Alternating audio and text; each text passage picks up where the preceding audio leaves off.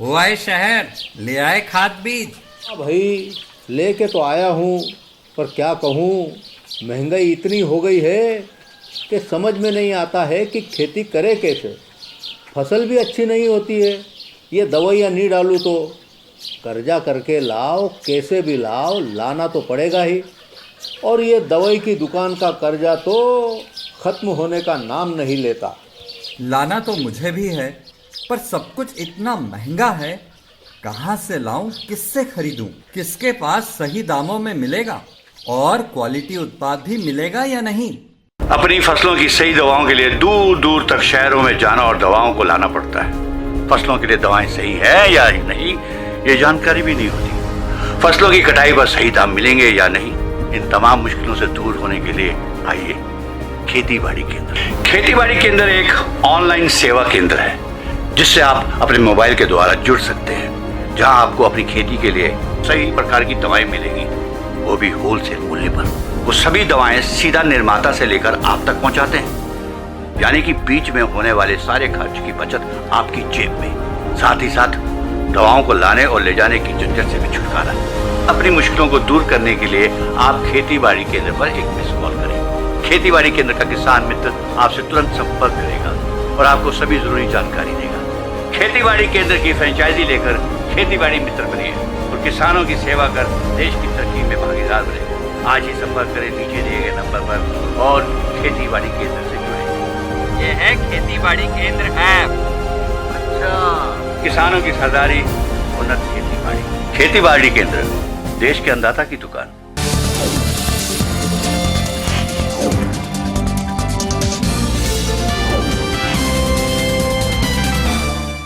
नमस्कार, स्वागत है आप सभी का देश देशांतर में। मैं हूं प्रीति सिंह।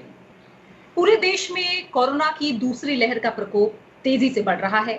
कई राज्यों में रोज नए केसों की संख्या जो आ रही है वो बेहद चिंताजनक है। एक तरफ देश में वैक्सीनेशन का दौर जारी है, तो दूसरी तरफ कई राज्यों में कर्फ्यू और कुछ दिनों के लॉकडाउन जैसे कदम भी उठाए जा रहे हैं। जिन मरीजों में कोरोना के कोई लक्षण नहीं है या मामूली या साधारण लक्षण हैं, उन्हें होम आइसोलेशन में रहते हुए इलाज की सलाह दी जा रही है। आज भी बड़ी संख्या में कोरोना के मरीज होम क्वारंटीन या आइसोलेशन में हैं। कोविड-19 के संक्रमण का शिकार होने पर होम क्वारंटीन संबंधी किन नियमों का ध्यान रखना जरूरी है, इस बारे में हम सबको हर बात जान लेना काफी जरूरी है। किन स्थितियों में कोविड-19 संक्रमित के लिए होम आइसोलेशन की या होम क्वारंटीन की मंजूरी दी जाती है, इस दौरान कौन सी सावधानियां जरूरी हैं, किन स्थितियों में आप किस तरह मदद के लिए संपर्क कर सकते हैं। आज इन तमाम पहलुओं पर हम देश देशांतर में चर्चा करेंगे और देश देशांतर में मेरे साथ चर्चा के लिए दो खास मेहमान जुड़ रहे हैं। मेरे साथ है doctor Sunil Aggar, director professor and head community medicine MMC. साथ ही मेरे साथ है doctor Puneet Mishra, professor centre for community medicine AIIMS. आप दोनों मेहमानों का बहुत बहुत शुक्रिया मेरे साथ इस चर्चा में जुड़ने के लिए। डॉक्टर सुनील अग्गर, पहले आपसे शुरुआत करूंगी और मोटे तौर पर समझना चाहूंगी कि होम क्वारंटीन क्या, क्यों ये जरूरी है और इसकी अवधि कितनी होनी चाहिए।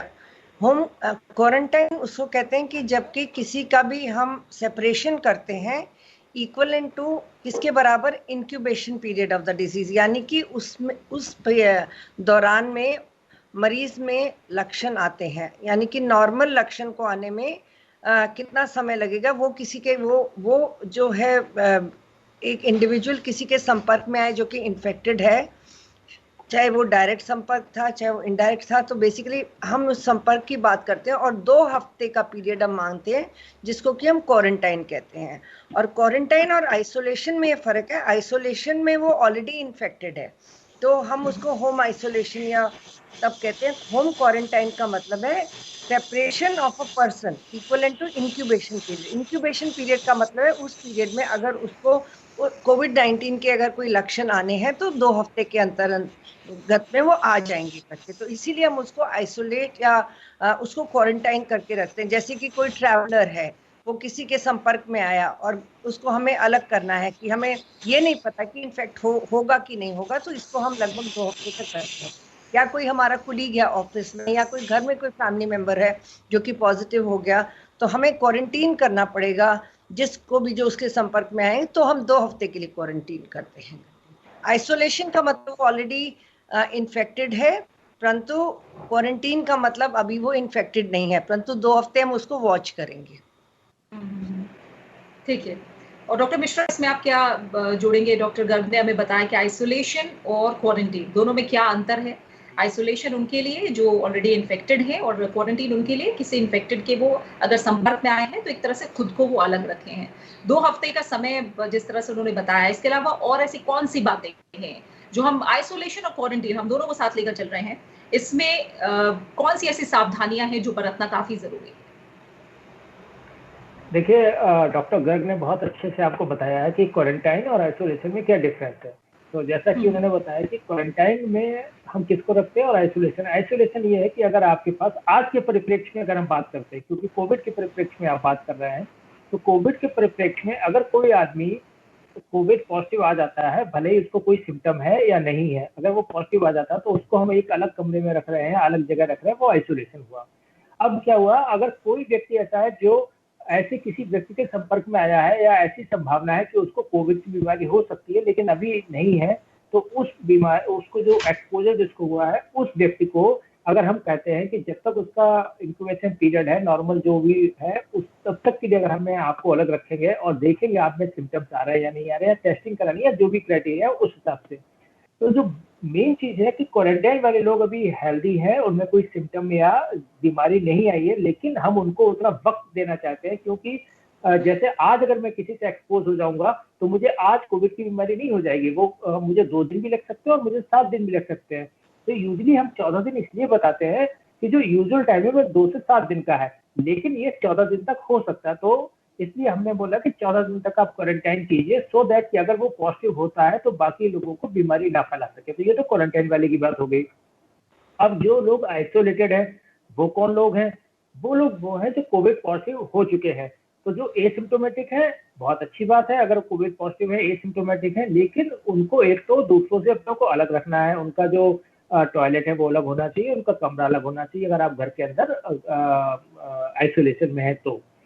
दूसरी बात ये है कि आपको अपने सिम्टम्स के ऊपर नजर रखनी है कि कोई ऐसा तो नहीं कि आप पॉजिटिव हैं, आगे आपको सांस लेने में दिक्कत आने लगी है या बुखार हो गया है या आपको और दिक्कत हो रही है, ऑक्सीजन सैचुरेशन कम हो रहा है, तो उसके ऊपर एक नजर रखने की जरूरत है। क्योंकि अगर ऐसी कोई भी चीज होती है तो इन आइसोलेशन में, जो होम आइसोलेशन में खास करके मरीज रखे हुए हैं, इनको अस्पताल की केयर की जरूरत पड़ती है। तो आइसोलेटेड मरीजों के लिए मेरा जो सलाह है वो ये है कि आप अपने सिम्टम्स पे ध्यान रखें। अगर आपको सांस लेने में तकलीफ आती है, बहुत ज्यादा बुखार हो रहा है, आपकी जनरल कंडीशन खराब होती है, आपका ऑक्सीजन सैचुरेशन खराब होता है, तो आपको अस्पताल जाने की जरूरत है। क्योंकि होता क्या है कि कोविड में कई बार आप बाकी सब चीज ठीक है, लेकिन आपको हाइपोक्सिया होना शुरू हो जाता है, और इसमें एक किस्म का हाइपोक्सिया होता है जिसको हम साइलेंट हाइपोक्सिया कहते हैं। मतलब ये हुआ कि कई लोगों को जब हाइपोक्सिया होता है तो सिम्टम्स आने लगते हैं, मालूम चलता सांस फूल रही है या सांस नहीं ले पा रहे हैं, कठिनाई है।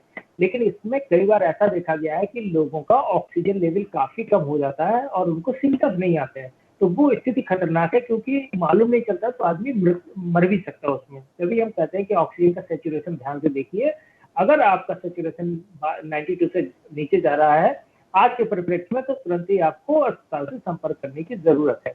साथ ही साथ जो आइसोलेटेड लोग हैं उनको अपना खान पान का ध्यान रखना, अपने आप को वेल हाइड्रेटेड रखना, क्योंकि डिहाइड्रेशन नहीं हो जाए। साथ ही साथ अगर उनको बुखार है सामान्य तरह से, तो उनको पीसीएम की गोली खानी है, पैरास्टामोल जिसको बोलते हैं। फिर उनको अपने खाने में विटामिन सी की मात्रा बढ़ानी है या विटामिन सी की गोली लेनी है। साथ में जिंक की गोली भी उनको प्रिस्क्राइब की जाती है कि जो विटामिन सी है और जिंक है, ये बीमारी से ठीक होने में जल्दी राहत देते हैं। और साथ ही साथ इन लोगों का जहाँ से कॉन्टैक्ट ट्रेसिंग वाले लोग हैं या जो लोग दिल्ली सरकार के लोग हैं, उनको या तो कॉन्टैक्ट ट्रेसिंग करनी है, उनको हेल्प देंगे, तो उनके रिकॉर्ड में ये केसेस आ जाते हैं जो पॉजिटिव आ चुके हैं, चाहे वो होम आइसोलेशन में हो चाहे फैसिलिटी के आइसोलेशन में हो। तो ये चीजें हैं जो आइसोलेशन के समय एक सामान्य व्यक्ति को ध्यान में रखनी चाहिए। ठीक है, आपने खान पान को लेकर तमाम बातें बताई हैं। इस पे मैं थोड़ा सा और डिटेल में आपसे बाद में और जानकारी लूंगी डॉक्टर मिश्रा।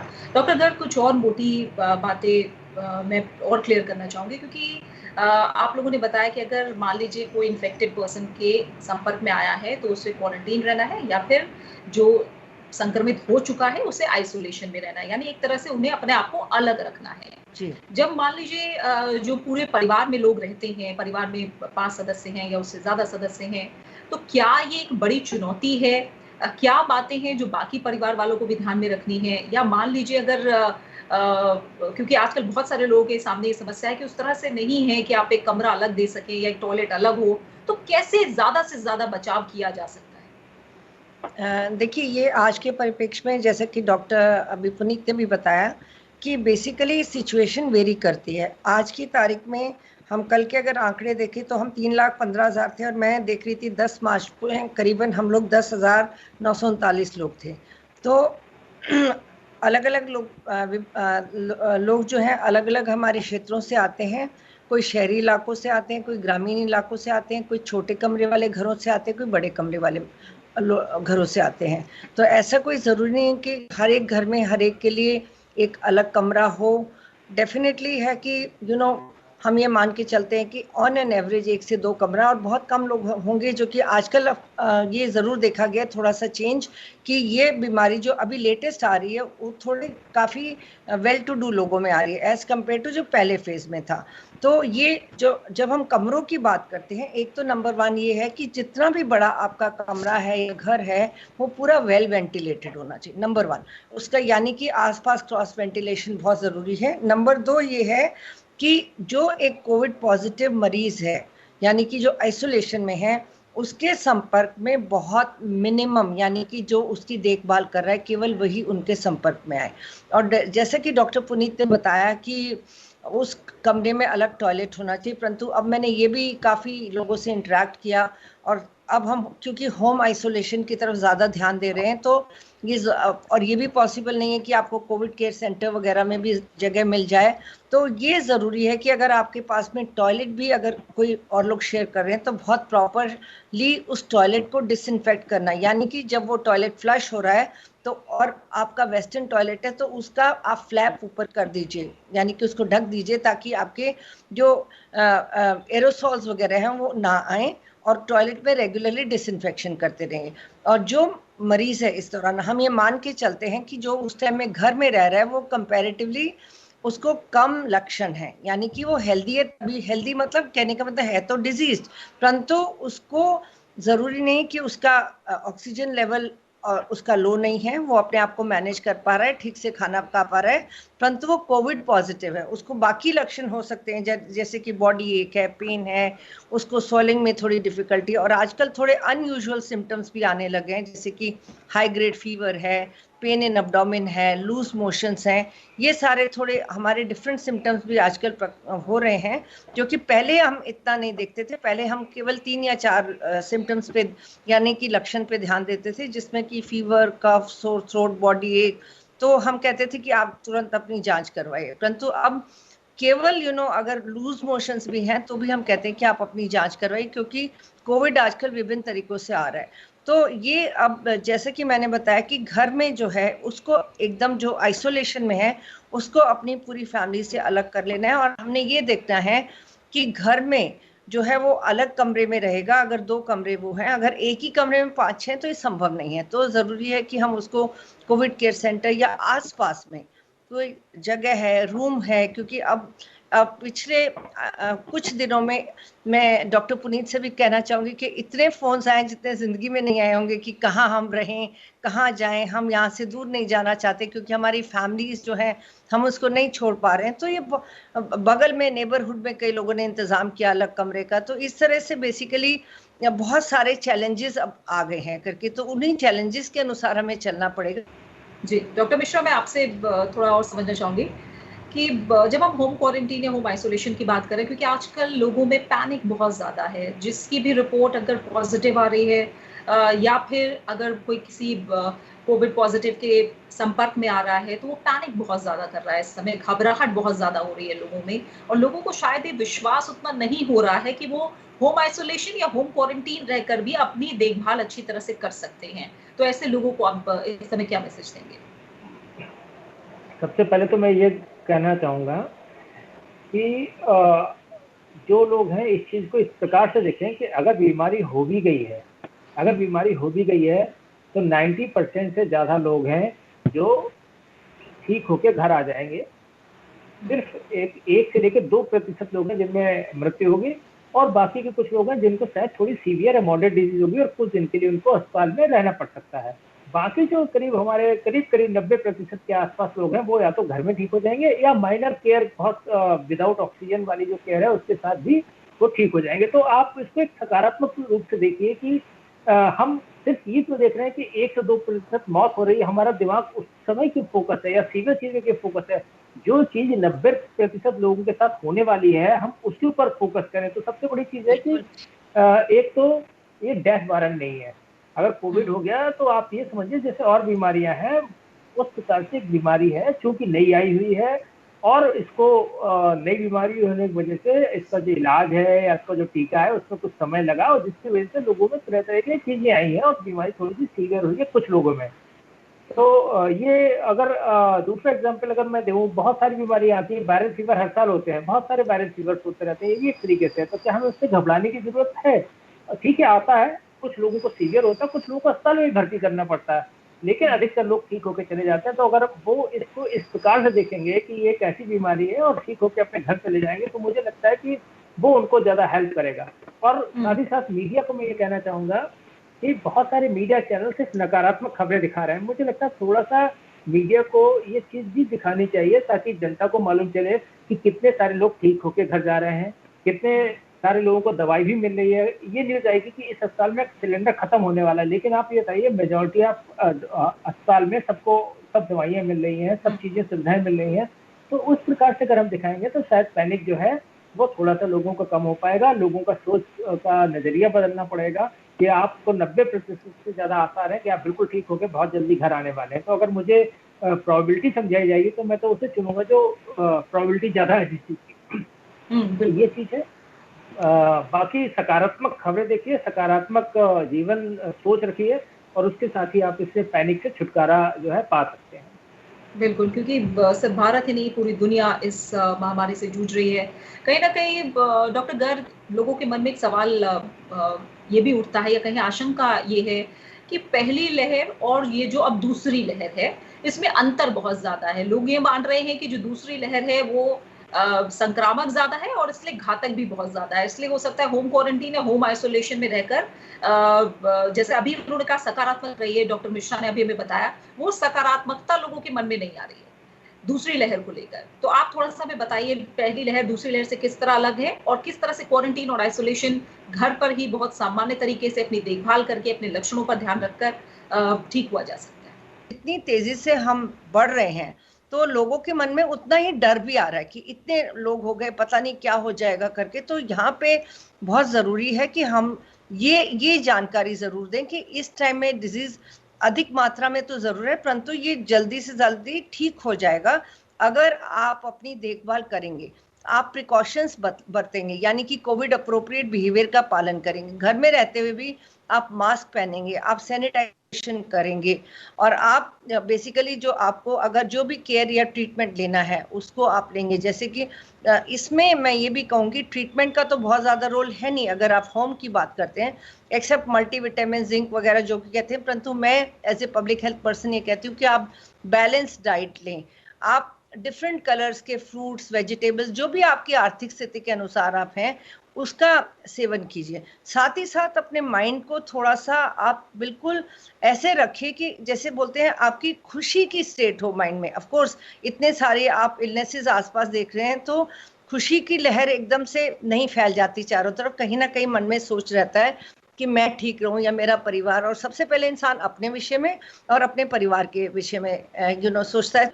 एक कोई भी आप चैनल ऑन करेंगे तो बीच में जरूर कुछ चीज हट के आनी चाहिए कोविड से, चाहे वो जैसे पहले हमने शुरू किया था कि उसमें हमने कुछ सीरियल्स लाए, पॉजिटिविटी लाए, तो ताकि इस इंसान का दिन भी अच्छे से कटे, उनका मानसिक स्वास्थ्य भी ठीक रहे। साथ साथ हम ये भी कहें कि अगर वो सुबह सुबह वॉक पे भी जाना चाहते हैं तो मास्क पहन के जाएं। ये नहीं कि अपनी रोजमर्रा की जिंदगी को आप खत्म कर लें, जिंदगी तो वैसे ही चलेगी करके, परंतु जितना कम से कम आपका बाहर जाना हो, यानी कि आवश्यक चीज़ों से। पहले तो हम सोचते थे कि थोड़ी मटर-गश्ती कर ले, बाहर थोड़ी गप्या लें, थोड़ा-सा बातें कराएँ करके, तो परंतु अब ये तो ज़्यादा नहीं हो सकता।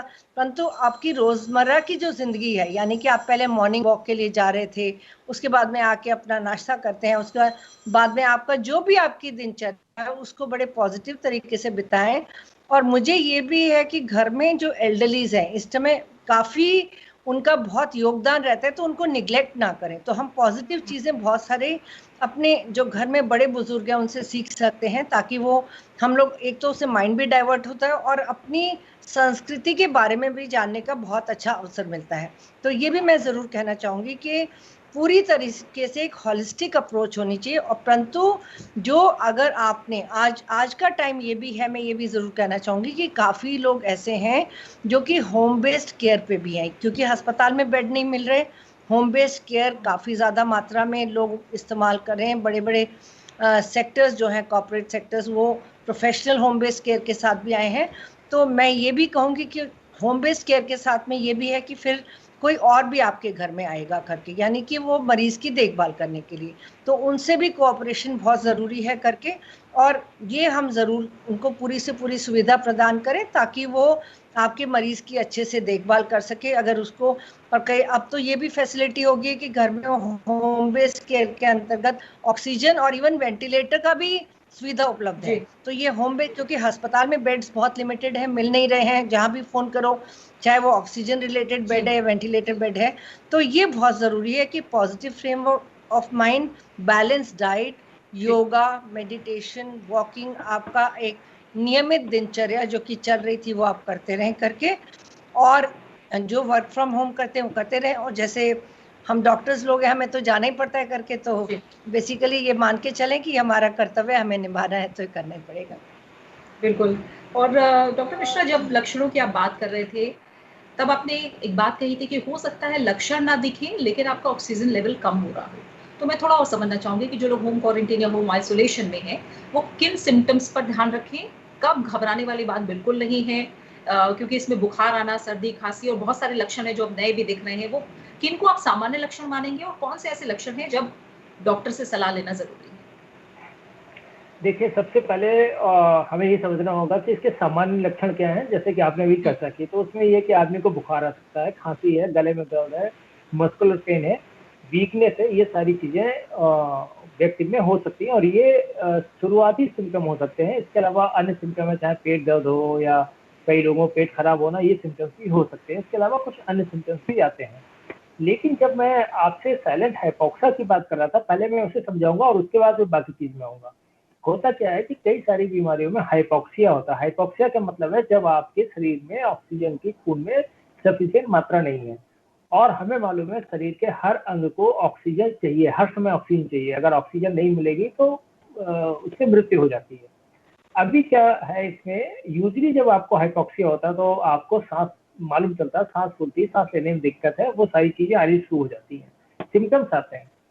तो मरीज अस्पताल पहुंच जाता है। इससे कई बार ब्रोंकियल एज्मा की केसेज हैं और रेस्पिरेटरी डिजीज हैं, उसमें मरीज को लक्षण आते हैं, वो अस्पताल चला जाता है और उसको हाइपोक्सिया ट्रीट हो जाता है।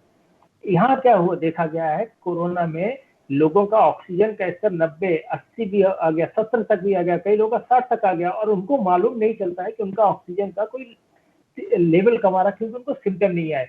और आदमी खड़े खड़े उसको लगता है मैं ठीक था, वहीं पे आदमी के बाद मृत्यु को प्राप्त हो जाता है। तो उस चीज को रोकने के लिए हम लोग ये कहते हैं कि अपना ऑक्सीजन का सैचुरेशन जो है वो आप चेक करते रहें। और कैसे चेक कर रहा है, बहुत एक छोटा सा इंस्ट्रूमेंट आता है जिसे हम पल्स ऑक्सीमीटर कहते हैं, जो उंगली में लगा लेते हैं और हम उससे चेक करते हैं। दिल्ली सरकार भी उपलब्ध कर रही है जो बीमार लोग हैं उनको, और आप इसको अपने घर के जो मेडिकल स्टोर है उसके पास से ऑनलाइन में खरीद सकते हैं। अब बात आती है कि कौन से सिम्टम सीवियर है। तो अगर आप अपना ऑक्सीजन का लेवल चेक कर रहे हैं, ऑक्सीजन आपका अगर कम होता जा रहा है, देखिए यूजली हम 94 तक मानते हैं, उससे कम में हम कहते हैं कि आप डॉक्टर को दिखाइए। लेकिन यहाँ पे क्योंकि कोविड की सिचुएशन चल रही है, हमें मालूम है थोड़ा सा ऑक्सीजन है, तो अगर 92 से नीचे जाता है तो आपको जरूर अस्पताल में संपर्क करना चाहिए। हम ये भी कहते हैं कि अगर मान लीजिए किसी का सैचुरेशन 96, 95, 94 की तरफ जा रहा है तो उसको घर में पहले प्रोन लिटाइए, मतलब पेट के बल लिटाइए, क्योंकि उससे भी ऑक्सीजन का लेवल थोड़ा सा इम्प्रूव होता है। इसके बावजूद भी अगर आपका ऑक्सीजन लेवल इम्प्रूव नहीं हो रहा है तो जरूर डॉक्टर के पास जाना पड़ेगा। फिर बात आती है कि इसके अलावा क्या हो सकता है। अगर आदमी को इतना तेज बुखार है, बेहोशी आने लगे, या फिर उसको अन्य कोई ऐसी तकलीफ है जो आपको लगता है कि या तो बोल नहीं पा रहा है या एकदम वीकनेस है, तो तुरंत ही या सांस लेने में बहुत ज्यादा दिक्कत आ गई तो भी आपको अस्पताल में जाना पड़ेगा, जिन्हें हम डेंजर साइन कहते हैं। हमें लगता है कि चलो कहीं ऐसा तो नहीं हो रहा। उसके अलावा जो चीज ध्यान रखने वाली बात है वो ये है कि जो भी आपको मेडिकेशंस बताई गई है, जैसे कई बार डॉक्टर्स लोग बता रहे हैं कि आप विटामिन सी, जिंक और ये सारी चीज लेते रहिए। कई जगह आइवरमेक्टिन दिया जा रहा है, कई जगह एजिथ्रोमाइसिन भी दी जा रही है।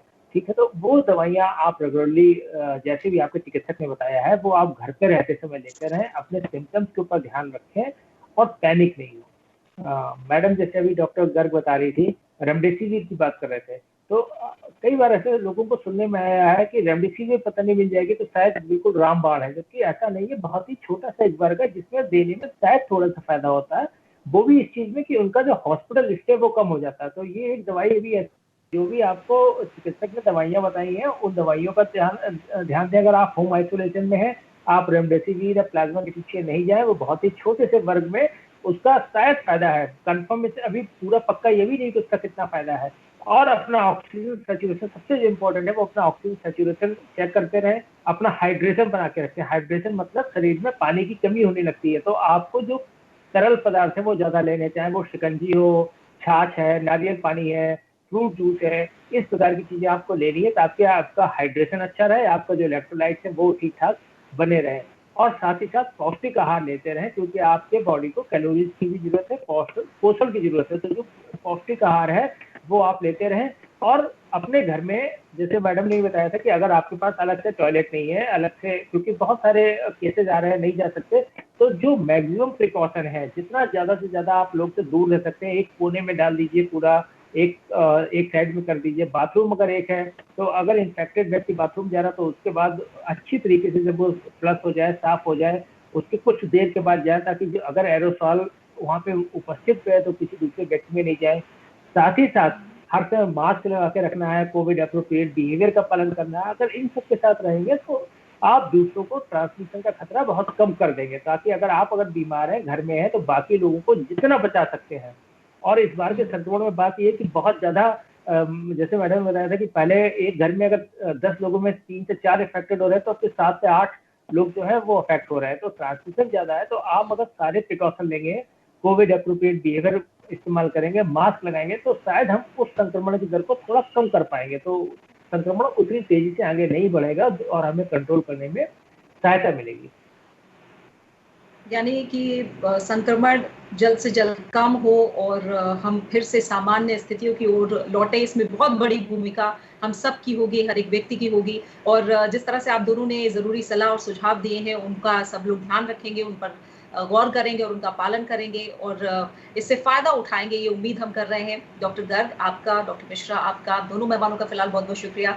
समय यही हमारा पूरा हो गया है, तो उम्मीद है कि आज दी गई सलाह और सुझाव आपके काम आएंगी। इन बातों का जरूर ध्यान रखें और जाते जाते एक बार फिर आपको याद दिला दें कि संक्रमण से ठीक होने के लिए मन की पॉजिटिव होने का बहुत बड़ा रोल रहता है। घर पर रहते हुए आप ज्यादा नेगेटिव खबरें ना सुने, बेहतर होगा अच्छी किताबें पढ़ें, अच्छी फिल्में, वीडियोस देखें, पहेलियां सुलझाएं और अपने आप को व्यस्त रखें। अपने परिवार वालों से लगातार संपर्क में रहें। यानी यकीन मानिए कि जो मानसिक सकारात्मकता है, सकारात्मक सोच है, उसके साथ रिकवरी में बहुत हद तक आप सभी को फायदा मिलेगा। इसी उम्मीद के साथ, इसी सोच के साथ देश देशांतर में फिलहाल इतना ही। अपना अच्छे से ख्याल रखिए। नमस्कार।